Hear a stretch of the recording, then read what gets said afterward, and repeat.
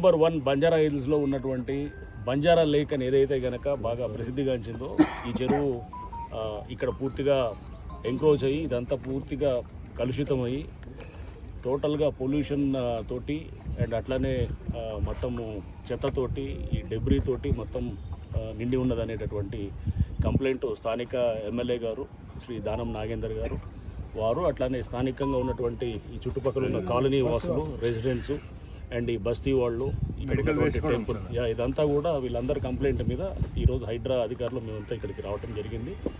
ఇది పరిశీలించిన తర్వాత ఇక్కడ ఈ లేక్ అయితే చాలా బ్యాడ్ షేప్లో ఉంది. సో ఇక్కడంతా కూడా వాసన వస్తున్నది.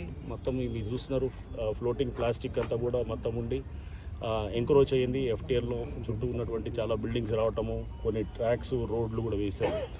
సో ఎన్నింటినీ కూడా డెఫినెట్గా ఏదైతే కనుక ఇక్కడ స్థానిక ఎమ్మెల్యే గారు అట్లానే ఇక్కడ ఉన్నటువంటి కాలనీ వాసులు బస్తీ వాసులు వీళ్ళందరూ ఏదైతే కొన్ని ఇష్యూస్ రైజ్ చేశారో ఏదైతే టెంపుల్ కట్టమైసమ్మ టెంపుల్ ఉన్నది ఆ టెంపుల్కి కూడా యాక్సెస్ బంద్ చేయటం అనేది, వాళ్ళ పూజలకి కూడా యాక్సెస్ లేదని, అట్లనే ఎఫ్టీఎల్లో ఒక దారిలాగా వేసి ఒక రోడ్లెక్కి వేసి మొత్తం చెరువుని మొత్తం ఎంకరేజ్ చేసినారని. ఏమైనా కానీ ఒక 10 రోజుల్లో పూర్తి ఎంక్వైరీ అయిన తర్వాత దీని మీద డీటెయిల్గా పెడతాము.